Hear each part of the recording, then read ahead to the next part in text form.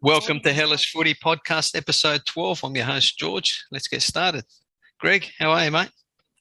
Very good, George. Looking forward to another good episode of Hellish Footy Pod. Beautiful. Stephen, from your new digs? Good. Yeah. I'm back in London, living in London somewhere. Don't know where. Doesn't matter. But yeah, it doesn't matter. But it's fun. It's a new life experience. Beautiful. No, that's good on you, mate. Last but not least, Nico, how are you, mate? Yeah, not bad. No, I know you're going to fire up about some Panathinaikos news later on. Yeah, it was a crap weekend sporting wise. Everything else other than that was great. Yeah. Oh well, at least life is good outside your sporting teams, so that's the main thing. Just the sports. Yeah. Michael can't make it again tonight, unfortunately. He's pulling the big shifts at work, so we'll hopefully have him back as soon as possible. All right. Well, we'll get into the round of Super League matches here. And let me just get myself started so I don't muck it up like I did last time. The first match, I believe, was Atromitos v Giannikis. Bad day for the Atromitos club. They went down 2-0. Thuram in the 23rd minute scored the opening goal. In the 65th minute, AS Osman, who's been scoring a bit lately for Giannikis, sealed the deal. Now, apparently after the game, there were words with the owner of Atromitos. The fans spoke to Spanos after the game or confronted him, and they also confronted the players after the match. They weren't happy about that. Greg, have you got more info on that? I know there was a huge confrontation about what's happened with the team, and he's promised them things are going to get better.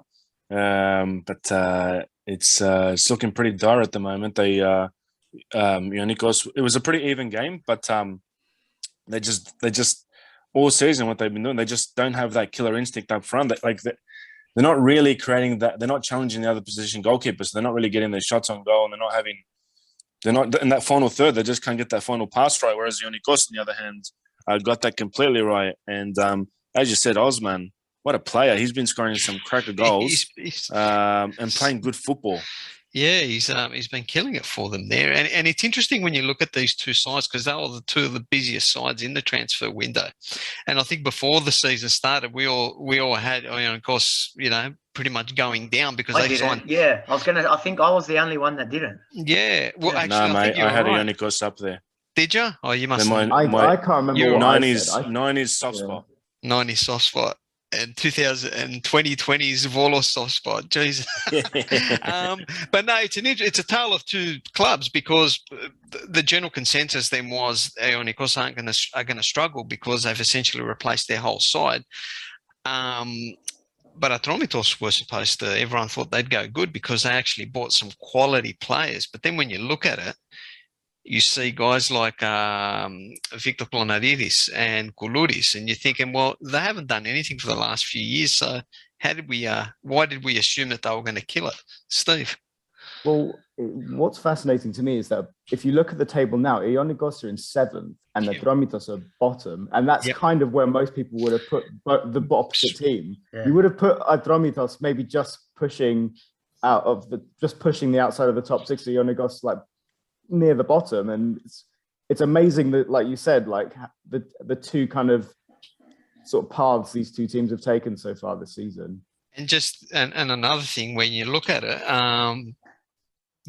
they sacked their coach and they brought in Paraskos. And then when you look at what AEK is doing with their coach, did they have a sniff at trying to get Giannikis, or did he not want the job? Like, you're just looking at how things are falling into place and you're wondering, why didn't they go for him when he was free? Would he have wanted the job?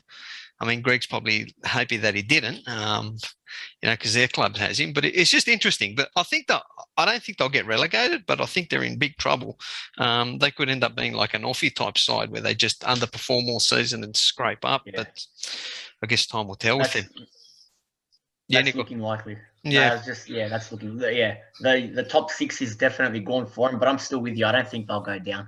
Nah, they got too much quality If they were to go down, this probably would go down as, I know it's very early in the season, but it would be like the best team on paper to go down ever. In my opinion, like for at least a very long time. Well, Maybe Ajax once went down, so we had a pretty decent team. That's right. Yeah, the best inside. Yeah, for sure. Yeah, no, for sure. Although Ajax was in different circumstances, but yeah, I know what you guys mean. All right, we'll move on here. Apollon Spindis 1-0 winners over Pasianina. Just after halftime, Giannikis scored the winning goal. Lots of yellow cards and a scratched goal. Penalty there to Juan Perea in the 93rd minute for Bus. So they were, they got nothing out of that game there. Greg, it was a very scrappy game. A lot of long range shots that just were either really weak, off target, just weren't happening. And then my boy Nikos Ioannidis did it for Apollon with his goal, which was also quite a scrappy goal. But then just as Apollon thought they had the big win, Yanina won a penalty in the last minute play of the game, basically, and it was Kotsaris, the goalkeeper of Apollon, who pulled off the save, and Rizopoulos went wild. So that was some pretty hectic scenes there with that. Yeah, but it was good for Apollon. They needed that win. They've had a lot of home games this year, and they haven't made the most of it at all. So that was a massive win for them. Whereas for PAS, I think it's 3 losses in a row for them, and they've Conte, the player that they lost in injury a few weeks ago, that's starting to show. Yeah. Interesting there as well. Apollon made 3 substitutions at half time, and one of them was to bring Ioannidis in, who scored 3 minutes into the second half. So Gianluca Festa is starting to weave his magic within that team there for him. So good win for them. We move on. Next game, Nichols boys. Asteras hosted Panathinaikos, and Asteras got up 2-1. Carlitos opened up the scoring, so he's on red hot scoring form there. But unfortunately, 2 goals before half time. Barales penalty and Kevin Sonny goal just before half time was the difference. Lots of yellow cards in the second half, but no goals, nothing like that. Nico. Yeah. Well, okay, and we'll go a little backtrack here because the news had come out, if anyone hadn't seen it, that Panathinaikos were being investigated for crowd violence or fan violence, outside the stadium before.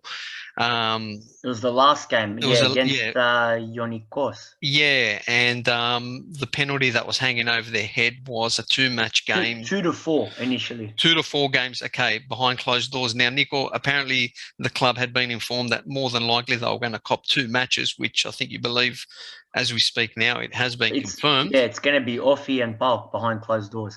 So that kind of put a damper to the whole situation leading into the game. So I'll leave it up to you, mate. What else is there to say? Like it's honestly, it's a fucking disgrace. If you want me to put it bluntly, I'll put it bluntly for you. Yeah. The system's just designed to see a struggle. They don't want to see a strong Panathinaikos. We sneeze and we get 2 games behind closed doors, when only a few weeks ago the game was stopped twice in the derby for a 1-game suspension behind closed doors. And this incident happened outside the ground. And again, I've only seen people that were outside the ground and saw it just as witnesses, and they reckon it was minor and the sort of stuff you normally see. So as we've said before, we sneeze and we'll get. Why is it like? I mean, why us? I'm going no, not why you guys. And I'm going to put a thing out. I haven't read anything target. Official. We're an easy target. Is it because of your past indiscretions? We're an easy target with my opinion, the owner. No. Well, yeah, I mean, they're not going to stand up and fight it. Because it was interesting. Because when you look at the incident with Olympiacos, straight after the game got stopped twice. Yeah, I know. And then there was 1 game. And then straight up, but like I understand all that. But what I'm saying is the differences with the owners is straight after the game, Olympiacos, and it was a Marinakis special where I put an announcement saying the fans are this and that, and and before any punishment had even been put out, we're going to fight anything that comes our way. So the club kind of knew straight off the bat, we're going to fight anything that hits us for this. They blame the fans for being idiots and stopping the match. And if you guys go after us, we're going to just take you guys down. And that's how I read it. And that's why the club got that one match ban. They still appealed it, but they didn't get it. Interestingly, with Panathinaikos' issues, I only read about the fact that the club was getting investigated briefly the other day. There was nothing from your club, I believe. Nothing. No. Yeah. There never is. And that's probably why you're saying to a certain point, the club is a soft target. It's a because combination, they know, absolutely. Combination of that. The owner just were a soft target, and also because of who we are, Panathinaikos. We're hated. Well, look, I don't know. Yeah, okay. I mean, you've caught the light. You have. And in the past, as you said, the past indiscretions, those three put together, and you get this. And you get that. Stephen, I remember saying a few weeks ago, we're going to sneeze and we're going to get punishments for no reason. And you did say that, actually. Yeah, absolutely. And that put a dampener into the game. I knew we won't. Yeah, I was confident actually early in the week that we'd actually win, but when that news came out, I was hoping for a draw at best. Steve. Well, I guess both indiscretions can be, like, on the surface, if you don't read about it and look deeper into it, both of one does sound a little bit more serious than the other. Like, obviously with Olympiacos, it was fans, making a mess of the game in terms of the flares and delaying the game, which then led to the ban, but that didn't have any actual, well, as we know, we don't know if there is violence involved in that, and it was in the stadium, whereas if you just read about what happened with Panathinaikos fans, and I'm not saying this happened because you know how things get overblown in no one knows. Exactly. But the thing is, Nico, when it's about when you read about it and it says, oh, police were involved, it automatically sounds more serious there. Hence why I think the punishment that was distributed to you was slightly more severe. But and that's not me saying that that's what happened. I'm saying the moment you hear, crowd trouble with flares compared to crowd trouble with police, that's instantly sounds more serious, and that's why I think the punishment was worse for you guys. Which I don't, like I said, I don't. The flip side to that is though that this happened outside the ground that had no bearing on the actual match day itself. Whereas the flares happened during the game that actually impacted the game. And the game got stopped, The game got stopped. And interesting enough, remember years ago that's what tipped me off. I mean, I don't remember. You guys might remember Bulk fans for when they got into clashes with, I think, a group of people that were marching or whatever it was. That. Yeah, did they I think it was police? I can't remember. It was a couple of years ago. That season, I think it was the same season where they got nothing for throwing a firecracker at Lucas Villafañez. They got nothing, and we copped a suspension behind closed doors for throwing a bottle at their old coach. It would be interesting if there was a bit more transparency in it, because, like I said, only by passing I read it. The only other thing I was going to say is, ironically, I don't know if this is a conspiracy theory or not, but just coincidentally here, Bulk played you guys behind closed doors, and it looks like they've got us behind closed doors right away. No. Yes. Well, if it's any consolation, Nico, it didn't help them. Yeah, that's right. If we go back to the game quickly, though, all the goals in the first half, second half, did you have opportunities? No, the second half was dreadful. The second half was almost a carbon copy of our away performance at Buzz Yanina. Not one shot on target from memory, and it was a nothing shot. Yeah, straight at the keeper. We created nothing in the second half. Yeah, you're a strong. Yeah, you're a bit indifferent away from home, eh? Yeah, we are. I still think there's no need to panic on field yet. When that first away win comes, I think they're just going to trickle in after that. I think Atromitos midweek in the cup, I believe that's an away game. So hopefully we start picking up some wins there. Now you've Carlitos again, as you said, that's his 8th goal. We've scored 14 for the season. He's scored over half alone. Yep. Palacios did very well to set him up, but then Punguras at the backs are, we know he's not in our top 2 first choices for centre back. Yeah, but what's happening? Like, Schenkenveld and Kurbelis. What are they like? They're still trying to squeeze a little bit of sunshine before they come back to football. It's Kurbelis' name day today. Hopefully we hear from him. Like, he's just disappeared. You don't even. I don't even see any updates on him. Like, you just, interesting. Yeah, almost a year. And Yeah. Pungura, so that was dreadful.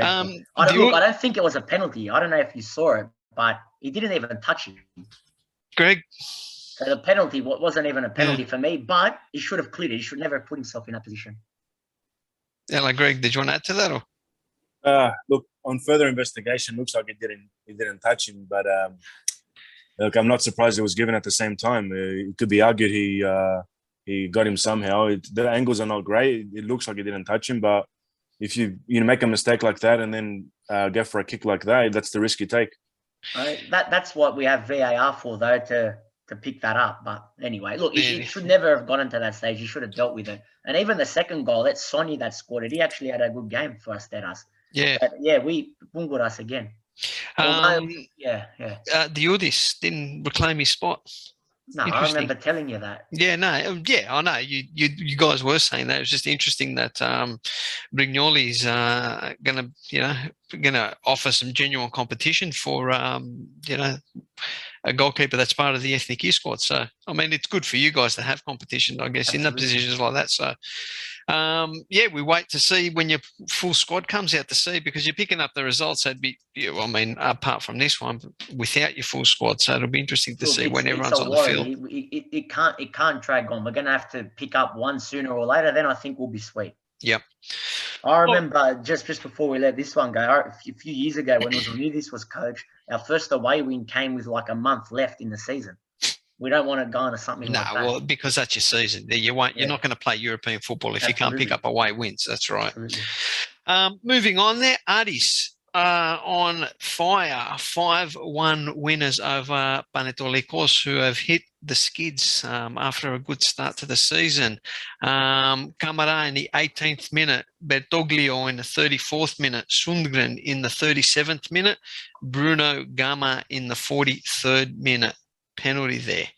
Halftime 4-0. Then after that, 52nd minute, Badu Ndiaye. Sorry if I mispronounced that. In the 52nd minute, Nicolas Vergos pulled one back for the away side. But that's all she wrote. 5-0. Now, Addis, if you remember at the start of the season, were struggling to put away their chances. But after this game, they're certainly looking good. They had 12 shots on target as well, 3 off target. Greg, only they look like this in Europe. Well, it is Panetolikos though. Greg. Look, Aris was really good. They pressed Panetolikos, and a lot of their goals came from just pressing him, Panetolikos losing possession, and then Aris making the most out of it.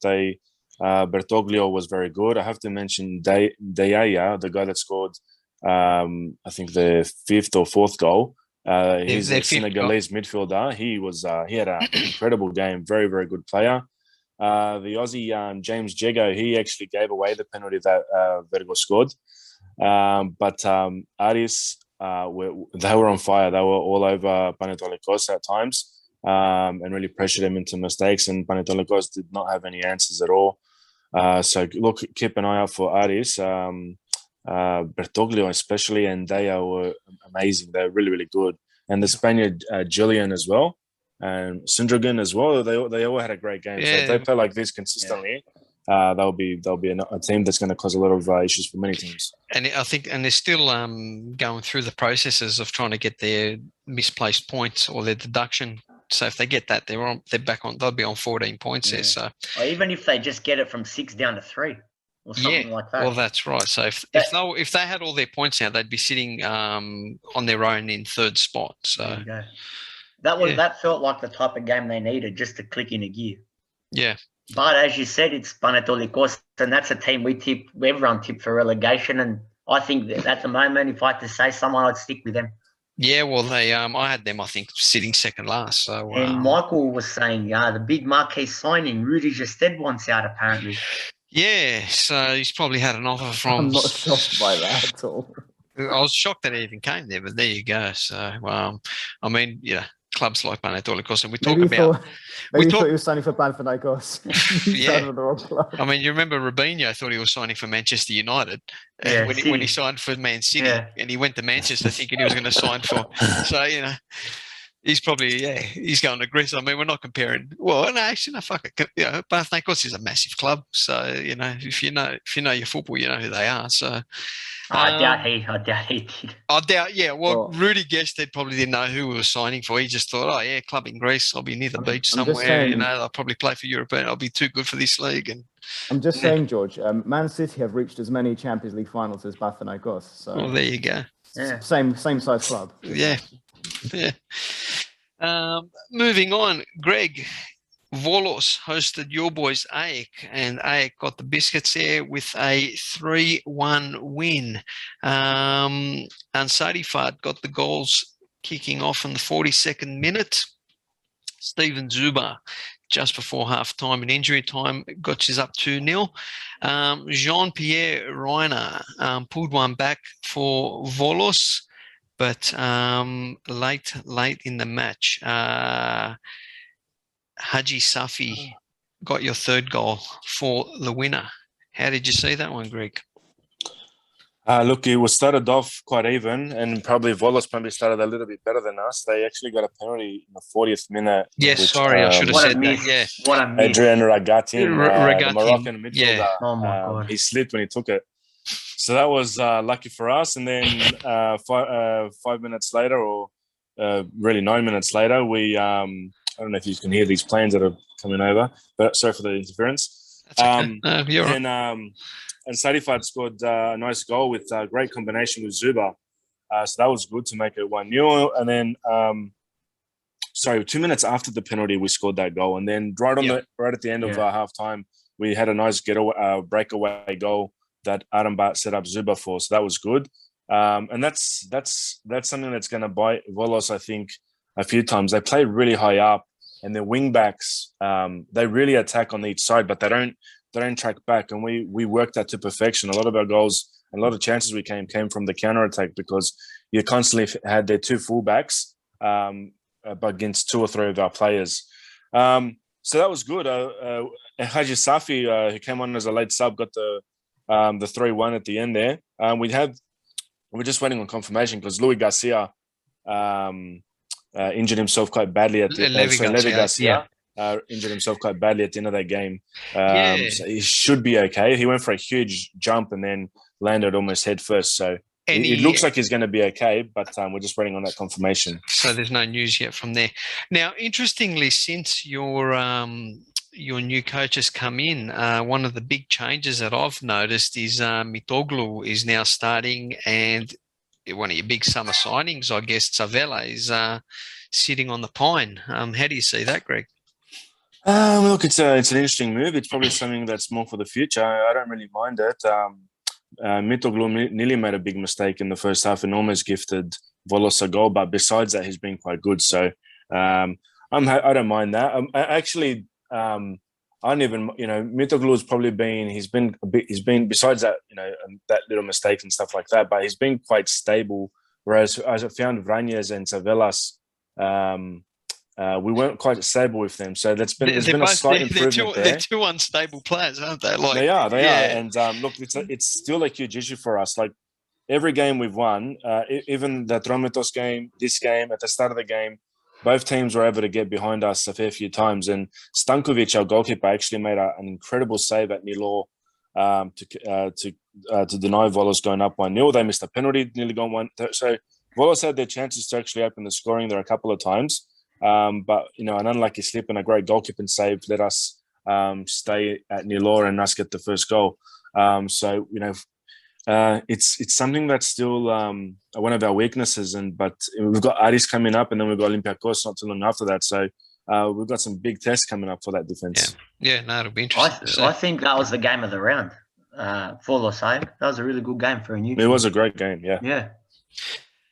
Moving on, gentlemen. Orfi hosted Lamia, and it was a 0-0 draw. Lots of yellow cards in between this whole match, but no goals. 3 shots on target by both sides. Possession pretty much even. Greg, I believe you picked this one up as Orphy should have won this game. How they didn't win the game is nuts. I'm surprised the stats. Let me have a look. Yeah, look, they had 9 shots. They only had 3 shots on target, same as Lamia. I tell you, he had a chance to have a. Lambro had a lot of ball in this game, but he kept either a crap shot or the final pass wasn't there.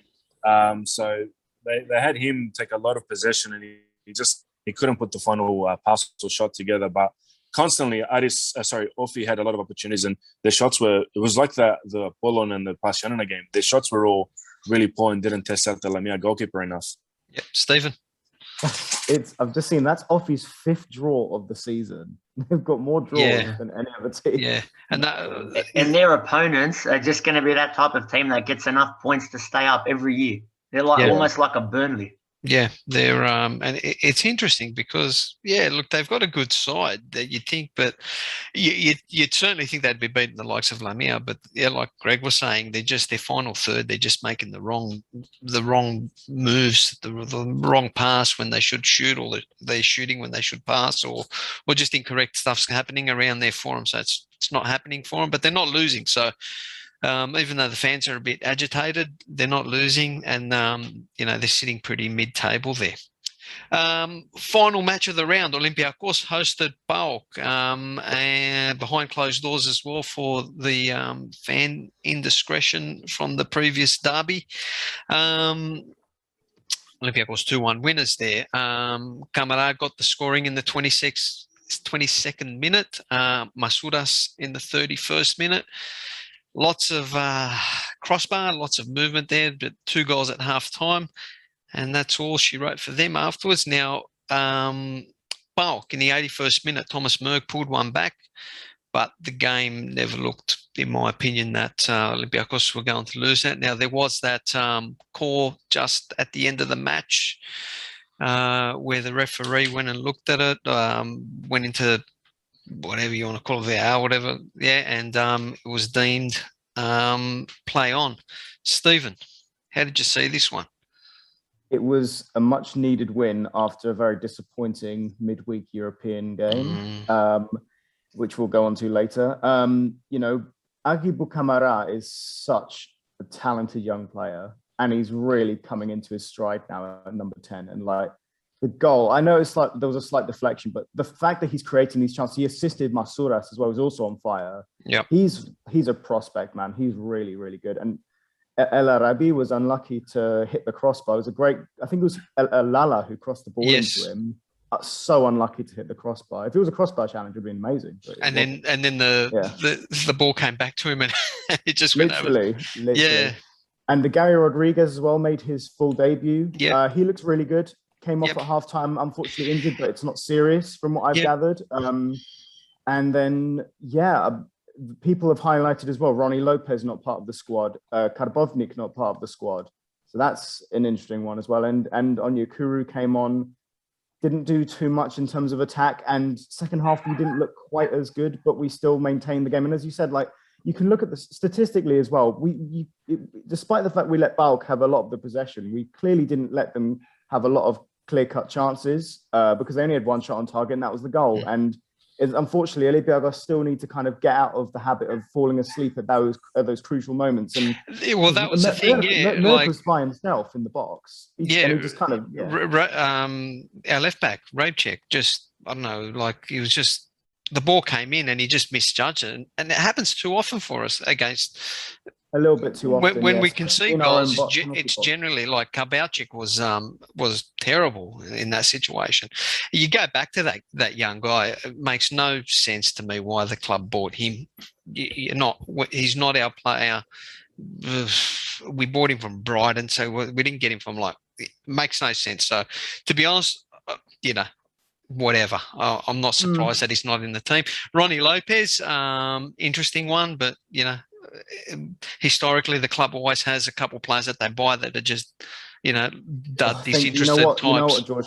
Thank goodness we didn't buy him and he's only on loan, because we weren't gonna pay whatever if he had a buyout clause anyway. I'm not sure if we did, and he hasn't. I've always stood by the fact that he hasn't been given the minutes that Onyekuru has, but at the same time, he's clearly not showing enough in training to warrant being started / be even on the bench at this point. And so I feel like it's starting to seem as though he's going to go back to Sevilla in January by the looks of it. I mean, that's not confirmed or anything, but that's how I feel, because he's not shown enough, really. Yeah, no, that's it. Interestingly, Valbuena didn't get on the pitch, so the the passing of the guard is certainly happening this season with the club. El Arabi started, but he came off in the 59th minute for Tiquinho as well. So you can see what Martins, I guess, is trying to do here and trying to build with the club. So in one aspect, you can understand why we've got all these players, but in another one, You know what, George, at the end of the day, with Martins, I still trust his process, even if sometimes he doesn't make the right decisions, because that's human nature, unfortunately. But also, no matter what happens at the end of the season, he's left us in a healthier place than when he came in. Coaching is always subjective. It's what we see on our side and what actually happens on the other side is two different things now. And generally, you always see fans are pissed off during the match, and then after the match is all over, it's like, oh, we're the best. Oh, we always had this under the bag, and I'm thinking, you want to shoot yourself half the time when you read. That's why I don't go on. So I avoid social media a lot when I'm Twitter watching. Is on fire these days. No, and that's why Facebook. I avoid it's social become media. Worse. Twitter's become worse. Twitter is shocker. After a game, oh my God. Even during I never used to be like that. It was this season, like for my teams, both the two sides I follow, it's awful. But see, the thing is with Twitter as well, like, I was watching this game, for instance, right? And I'm looking at the timeline, and people are dying, and the world's ending. It's like we're getting pumped 3-0. Yeah, no, you said it better. The world's ending. Yeah. Yeah, and then when the game's finished, we're the best. Eat a poke, blah blah blah. And I'm thinking, is there something mentally wrong with you? Like, or what I think generally what's happening is people are just looking for, they're trying to get a bang. They want to tweet the bang. So they write some malakia hoping that it's going to get, retweeted or something. I think it's a combination of things, George. I think, first of all, a lot of people have never even gone on a soccer field with the ball at their feet, and they think it's a PlayStation game. They think people can score from anywhere and do this and that. And I think it's become a cultural thing, especially for a younger generation who with Twitter and with things like Facebook are armchair critics to say anything they want on social media, which is what the platform's there for. So I agree. I think it's very hard to reach. But it's not even young. It's everyone, and it's not even it's some people that you're thinking, you're looking at it and you're thinking, like, I genuinely respect what you say most of the time, but what are you saying here? Like, it doesn't make sense. And I mean, sometimes, look, people probably look at the stuff that I write and think this guy's fried as well. So it's all subjective, as I've always said. But social media, like watching Olympiacos play, watching the Ethniki play with social media. That's why I just have to physically mute my phone every time I'm watching Olympiacos now. I'm just like, you know what? I'm just going to watch the game, make my own opinion of it. Yeah, and then I'll come on and share it, and then you'll come on and share it afterwards. Yeah, I think it's been categorized as the biggest sort of like pastime that doesn't really mean anything ever. Twitter. Like with football. No, with football. Oh, like it ultimately doesn't actually impact our lives hugely unless you're in the football industry in some capacity. Like There is one thing I do sometimes use it for. I will sometimes, if my team's losing or needs a goal, I will purposely write something take this player off or something like that. And what happens most of the time, once I write that, they end up scoring a goal or something. So sometimes I will use that just because it works for me. So it's always like thinking, I'm the bad luck charm, or all right, someone like, because I know it's always like me and my gambling. If I go, all right, this team's a special, I'm going to put money on them, and then chances they always lose, and I'm like, poor, So, and I never put money on my team because I always, but. Look, like you say, the platforms are there and they're designed for that, but sometimes it's just over the top, and especially because the games for us start, weird times. sometimes I'll have missed the first 10, 15 minutes for various reasons, because it's not as simple as just turning on the TV and watching a game sometimes. So you'll look at, you'll jump on, you want to look at, if has anything happened in the first few minutes, and then you might just scroll through Twitter, and then you're thinking, Jesus Christ, what the hell's happened here? And then you'll watch the game, and then you'll hear the commentator saying something different, and you're trying to balance it up, and happens a lot. I think that the best barometer is the fans in the stadium. Yeah. You're booing or at half time, just hypothetically, then Yeah, or you can see just that's what I use anyway personally. And you can see players. You can see their demeanour. with some players. But just on this game though, Bulk, I was like Steve touched on Europe and you guys, firing up after a bad loss. I was expecting them to carry, to at least show some sort of more effort, more bite, enthusiasm, and that didn't come. Sorry, my daughter just walked in. She wants that. So sorry, guys. Sorry, Nico, I just completely missed that. I was just saying about Bulk. I thought I didn't expect them to win in Denmark, and they did. So I carry that sort of performance forward. They had a player sent off in the 9th minute, which changed the whole game for them as well. So that, but we'll talk about that. They hit the post against you guys off the set piece chance. Yes, they did. That went in.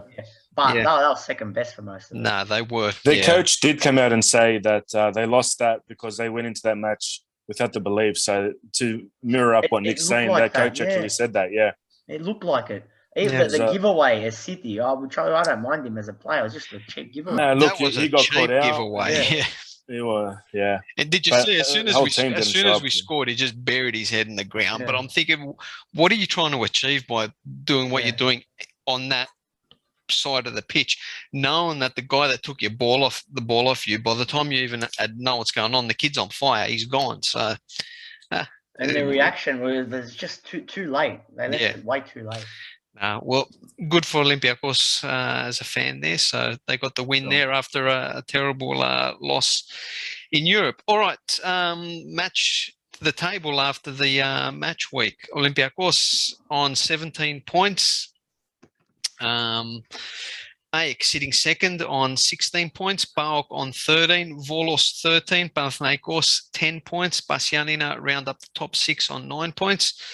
Best of the rest, 7th Giannikis on 8 points, Ofi 8 points, Asteras 8 points, Aris 8 points. There's a bit of a logjam there on 8 points. After that, Lamia 11th spot on 5 points, Panetolikos 5 points, Apollon 5 points, and last, without a win this season, Atromitos on 2 points with a minus 11 goal difference there. Moving on to the UCL matches that happened just before the weekend. Olympiacos. Sorry, yes. UCL. Yeah, Europa Conference League.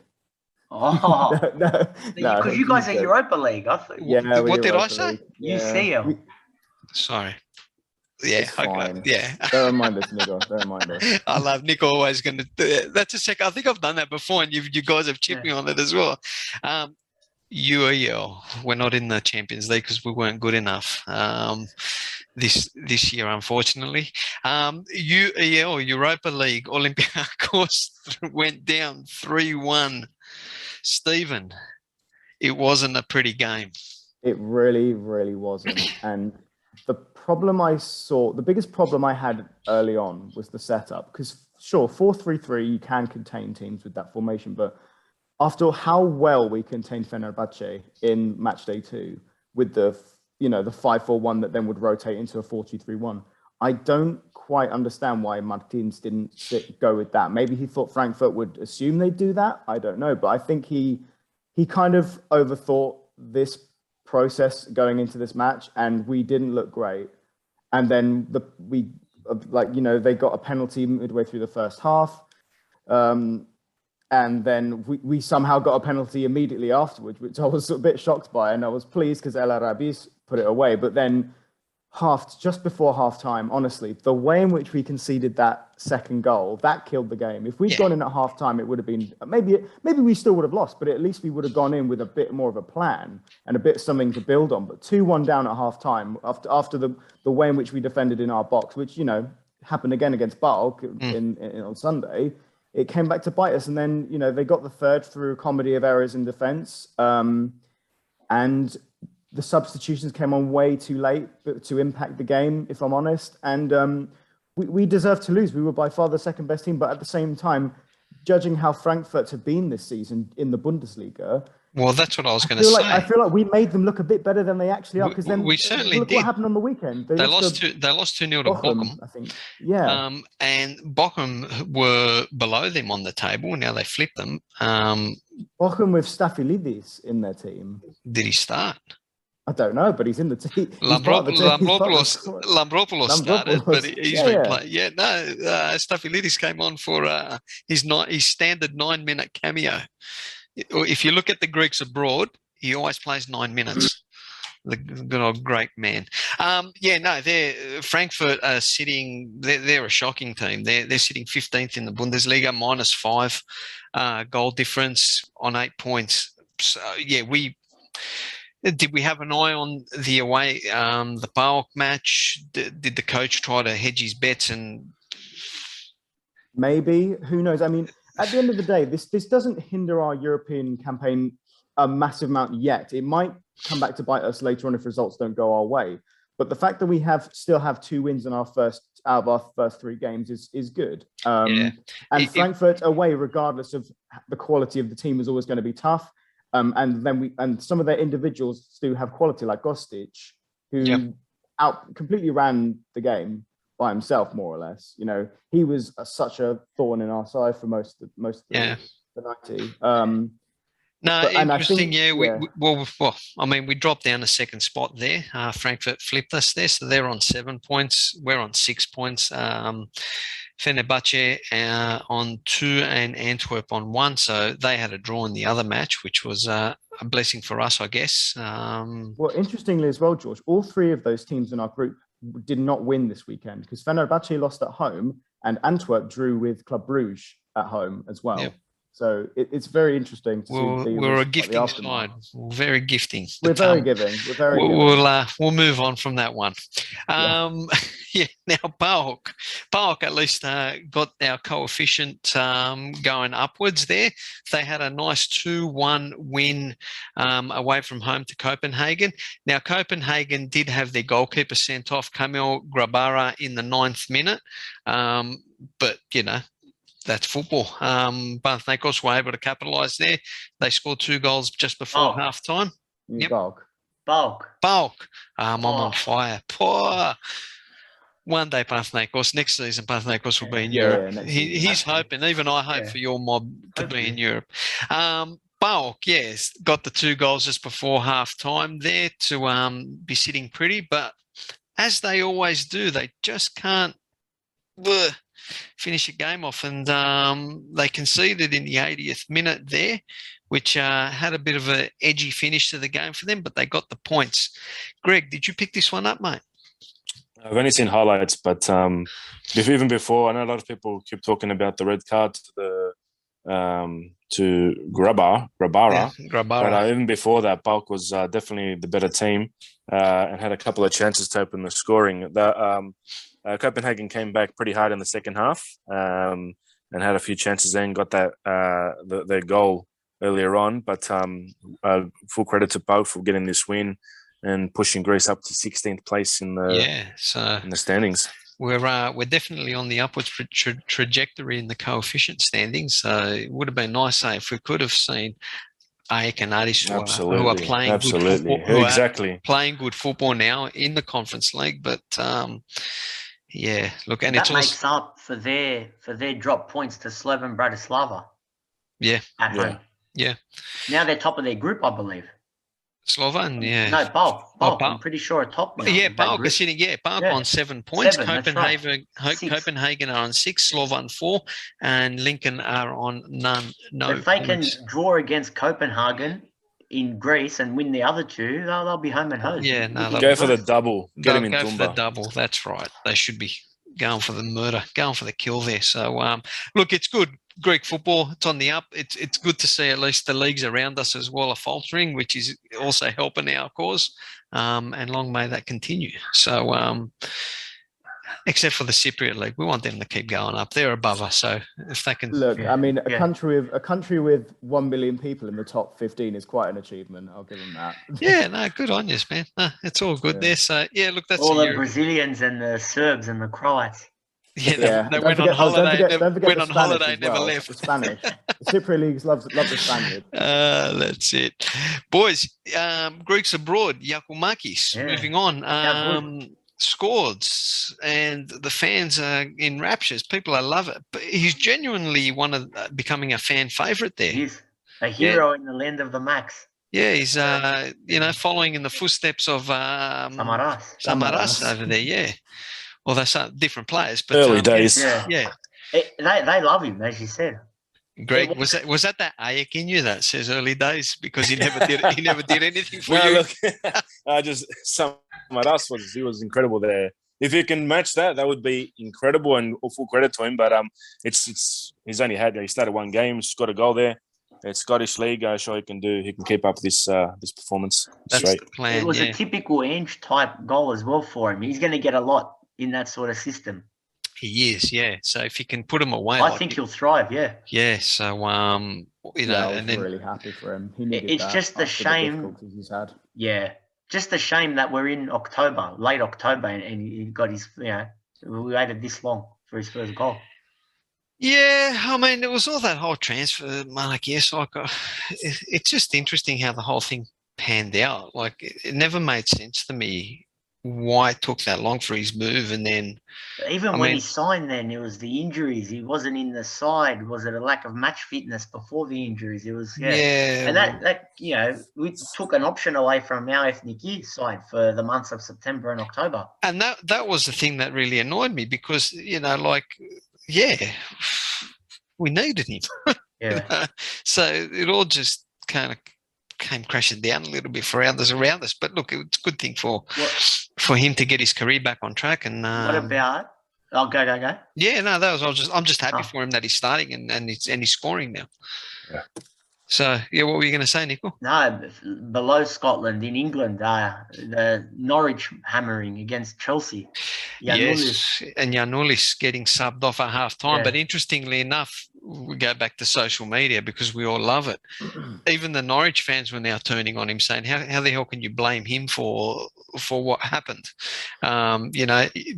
It's almost like he's become the whipping boy when things go wrong at that club. Just blame Giannikis. Well, certainly for Daniel Farke, it seems to be the case. Yeah. I'm sure, at the end of the day, that Norwich team were absolutely destroyed by Chelsea. They were bad, but Chelsea were. Lukaku was missing, Steve. They didn't have a striker. They didn't have an out-and-out striker, and they lost 7-0. Yeah, and their second half was worse than their first half. Yes, and I was going to say that. Yeah, and the goals that they conceded, I don't think. Whilst Giannikis, whilst he didn't have the best game of his life, they weren't directly his mistakes that conceded. It was a combination of things, but he wasn't the only one that would cop it. But that whole side just got eaten alive. So, look, it'll be interesting. They're on a hiding to nothing, that club. I think I was reading some stats. They haven't won a game in the EPL for a long time, even though they've been bouncing up and down. They're worse than when they last went down. So so you would think it's interesting what they're going to do with Tzavellas there as well. Why buy this kid that can add something different to you if you're not even going to start him? Like, if you got nothing to lose, put him out there. Just let him spread his wings. Let him run. See if he can do something different. He's got nothing to lose playing a player like him. Well, look, by what we're reading and the pressure that Daniel Farke's under, he probably won't be around come Christmas time anyway. So I doubt it. And to be honest, I think regardless of whether he leaves or not, I can't see Norwich staying up, if I'm honest. They'll go down. They're going to struggle to get the Derby County's 11-point haul from the way they're going. The way they're going. Donis Tassos returned to the starting lineup for his club in France, Reims, for the first time since October 2020. I think Apostolo was watching that, wasn't he? He said he played really well. Quite well. Yeah. What are we hoping for this guy, man? I hope he gets his stuff together because this guy's a very valuable player for the Ethniki when when he plays well, and he's got so much potential. So he's fast. He can score goals. So fingers crossed he can get some regular playing time and up his form and keep consistent. That'll be fantastic if he can do that. Yeah, look, he got subbed off in the 52nd minute, and his team went down 2-1. So I'm just looking here to a team that's sitting pretty much on the same points with them. So, yeah, look, he's a bit of an enigmatic player. I'd love to see him back in Greece, to be honest. Look, as much as I think he said Olympiacos, like even if he goes to another club like AEK or someone, like I think he could be good at AEK. Like the way you guys are playing, you could add another zippy type player there. So he'd suit our style, that's for sure. Yeah, well, that's what I'm saying. So, but who knows what's going through his mind, because he's a different cat, if I can put it that way.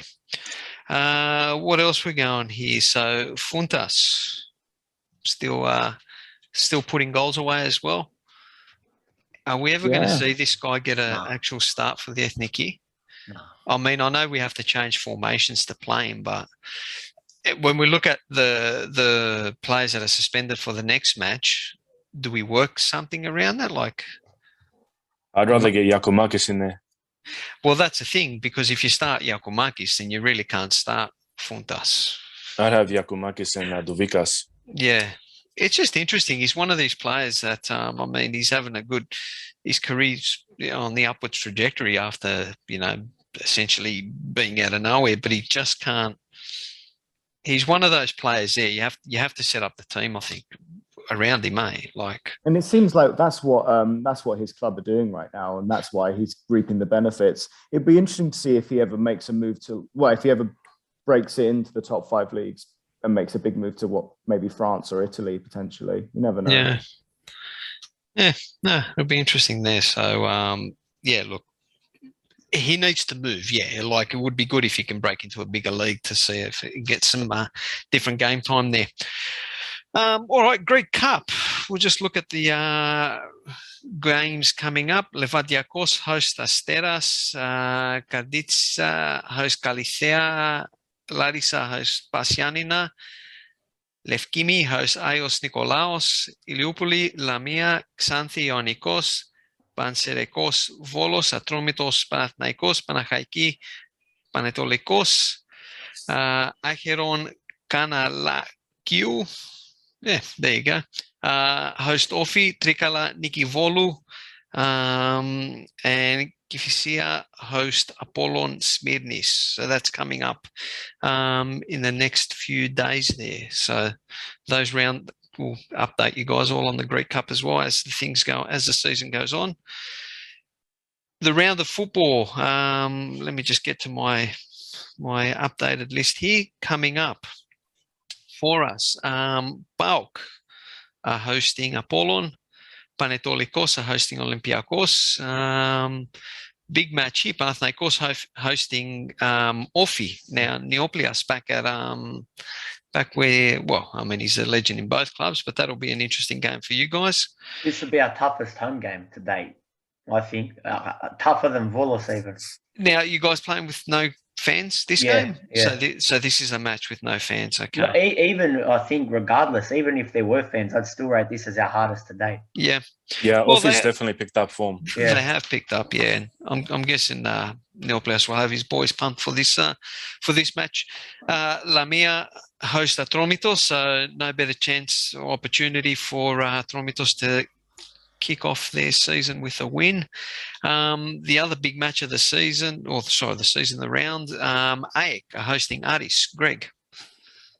I do think we can win, but then again, Aris's attack and our defense is something that is going to be an interesting matchup, a very good test for our defense. So I'm looking to that part of the game, but I think we've got enough in attack to be able to penetrate Aris and get the winning goals, or 2 or 3. I'm interested to see what happens with Tzavellas because this is a big match. So if he's on the bench, then you can pretty much tell that the coach has made his decision now, unless one of your boys ends up doing as Varnas. Well, speaking of Tzavellas, what's happened to him? On the bench, mate, where I'm sorry to say, but that's where he belongs for the time being, and hopefully it gets loaned out in January. We'll go to the B team. Stephen, did you want to say something? Loan. Oh, you want him out? Yeah. Ella, Steve. What I found interesting was the fact that Olympiacos and PAOK have an extra day of rest because of the Greek Cup being played midweek and all the teams that are playing on Sunday playing in the midweek Greek Cup games. It means Olympiacos and PAOK both have an extra day to prepare for their European ties. So that's good. Yeah, well, there you go. They've been looked after at least. Some common thinking, some forward thinking. I guess. Sorry, I should have said. It's a novelty. Yeah, it is a novelty. Where are we at? Pasianina host Asteras, so that'll be an interesting match up there. And the final match, Ionikos Volos. That's another actual interesting match. Those two to see where if Volos can bounce back and see if Ionikos can continue on their fine start to the season. Gentlemen, I think that's it. Tipotalo, have we missed anything?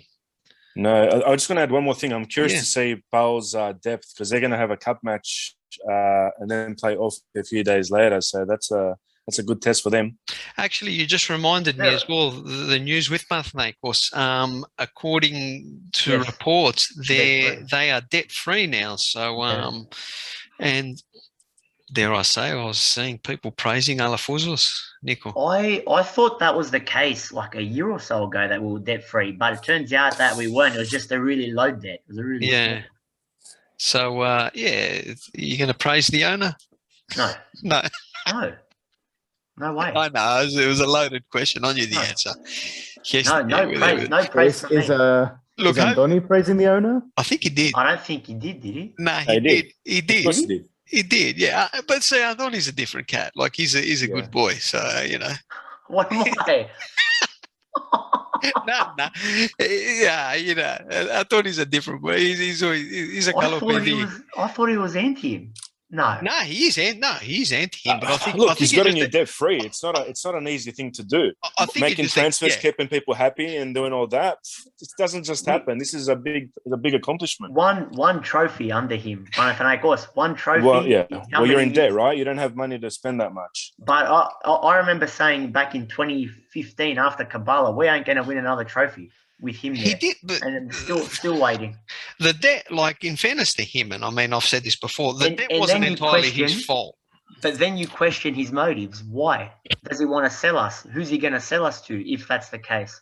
Well, I think you're a better proposition to wants to stay on board. Who knows? You're a better someone could come out and just clear the air. You're a better proposition being debt-free. The stadium. It's the stadium, yeah. That's exactly. But the quietness again from the club. I'd love to hear something. Yeah, but you know what Greece is like, man. Everyone sits on their hands. Oh, but in fairness, the news has come out for the stadium. It's come out more progressive. Used to be a one article thing once a season, right? Whereas now we've seen about 2-3 articles saying where MOUs have been signed, and due to COVID, we had to extend the MOU. And I think the MOU is going to expire. When I was reading, I think November. It was November time. Yeah. No, it was definitely November sometime. So. Yeah, we'll see. We'll see what's happening. Yeah, it's. I think I don't think going back to it with Andoni. I think he did praise him, but I think if you ask him, he wants him out. He wants him out of the club, and I think with the club being debt free, and if you can get the stadium built, that might be the catalyst that gets you guys a buyer. All right. On that note, guys, thanks for listening, everyone. As usual, if you do listen to us on iTunes, Apple Podcasts, if you can give us a 5-star review, we'd much appreciate that. We love listening. We love you doing this. We love talking Greek football. If you have any questions, comments, shoot us a DM. We try to reply to everyone's DM, or you can shoot us a question on the actual timelines themselves as well. Thank you for listening, gentlemen. We'll do it all again next week. All right. Bye-bye.